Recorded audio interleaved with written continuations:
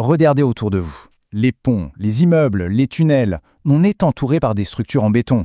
On a l'impression que c'est simple, que c'est juste un matériau solide et puis c'est tout.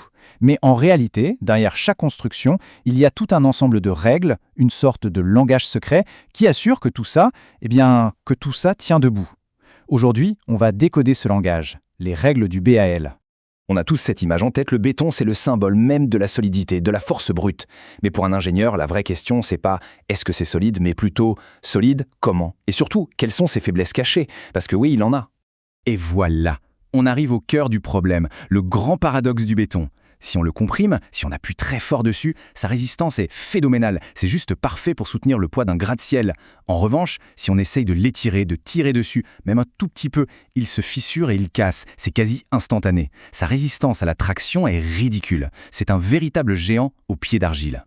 Alors, comment on fait pour contourner ce problème majeur? Eh bien, l'idée de génie, ça a été le béton armé. On va faire un mariage de raison, on va combiner le meilleur de deux matériaux. On laisse le béton faire ce qu'il fait de mieux, encaisser la compression, et à l'intérieur, on va glisser des barres d'acier, qui, elles, sont incroyablement fortes en traction. L'un vient combler la faiblesse de l'autre. C'est cette alliance, toute simple en apparence, qui a littéralement permis de construire le monde moderne tel qu'on le connaît. D'accord, l'idée est là. Mais pour que ce mariage fonctionne sans accroc, il faut des règles, un cadre très précis. Et en France, pendant des dizaines d'années, ce cadre, ce guide de référence, ça a été le BAL. C'était un peu la bible de tout ingénieur qui voulait concevoir une structure en béton armé. BAL, qu'est-ce que ça veut dire au juste? Béton armé aux états limites. Et les mots les plus importants là-dedans, ce sont états limites. Toute la philosophie est là.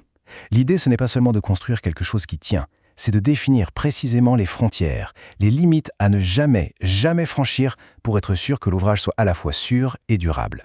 On va se pencher un peu sur cette philosophie parce qu'elle est vraiment fondamentale. Penser en état limite, c'est être un peu paranoïaque, c'est anticiper tous les pires scénarios. L'objectif, c'est que le bâtiment, non seulement il ne s'effondre pas, mais qu'en plus, il reste agréable à utiliser pendant toute sa durée de vie. Le BAL, il divise ce problème en deux grandes familles. D'un côté, on a l'état limite ultime, les LU. Son seul et unique but, empêcher la catastrophe, la ruine, l'effondrement. C'est la question de la sécurité pure et dure. De l'autre côté, on a l'état limite de service, les LS. Là, on est plus dans le confort et l'usage au quotidien. On veut s'assurer que le bâtiment ne se déforme pas trop, qu'il ne se fissure pas de partout, bref, qu'il reste fonctionnel. Alors, qu'est-ce qui peut provoquer la ruine d'une structure? L'élu va vérifier 3 scénarios catastrophes. Le premier, la perte d'équilibre. En gros, est-ce que le bâtiment risque de glisser ou de basculer? Le deuxième, la résistance des matériaux. Est-ce que la poutre ou le poteau va tout simplement casser sous la charge? Et le troisième, un peu plus subtil, la stabilité de forme. Un poteau très fin, par exemple, pourrait se tordre et céder, même si le matériau lui-même est assez résistant. C'est ce qu'on appelle le flambement. Et du côté de l'ELS, qu'est-ce qu'on garantit? Eh bien, on va par exemple limiter la compression du béton pour éviter qu'il ne s'abîme sur le long terme. On va aussi limiter les déformations, la fameuse flèche d'une poutre, pour pas qu'on ait l'impression que le plancher s'affaisse sous nos pieds. Et puis, un point crucial, on va contrôler la taille des fissures. Le béton armé se fissure toujours un peu, c'est normal.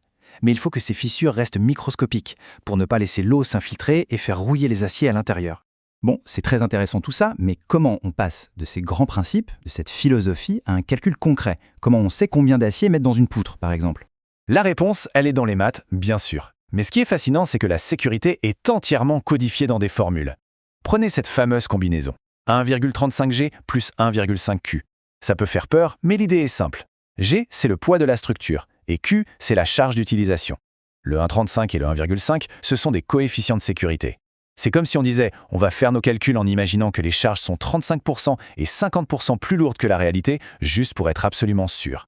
Chaque calcul intègre une marge de sécurité. Donc, si on simplifie à l'extrême, le processus de conception ressemble à ça.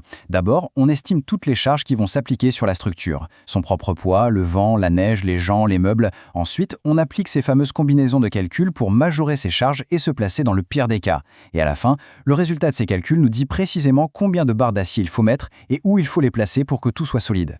Mais attention, il faut bien comprendre que les règles d'ingénierie, elles ne sont jamais figées. On pourrait même dire qu'elles ne sont pas gravées dans le béton.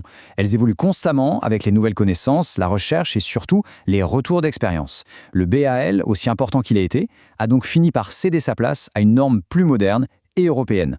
Quand on compare le BAL et son successeur, l'Eurocode 2, on voit bien cette évolution. Ce n'est pas une révolution, mais plutôt un raffinement. L'Eurocode 2, par exemple, intègre beaucoup mieux le risque sismique dès le départ, alors que le BAL le considérait un peu comme un cas exceptionnel.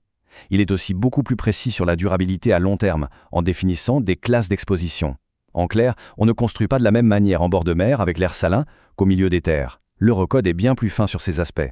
Ce qui nous amène à la question finale, de BAL à Eurocode 2, avec des calculs toujours plus poussés, des normes plus strictes. Est-ce que nos bâtiments sont vraiment plus sûrs aujourd'hui ? L'histoire de ces règlements, c'est l'histoire d'une quête permanente pour mieux maîtriser le risque, pour mieux comprendre les matériaux. C'est une quête invisible pour la plupart d'entre nous, mais c'est elle qui façonne la sécurité de tout notre environnement.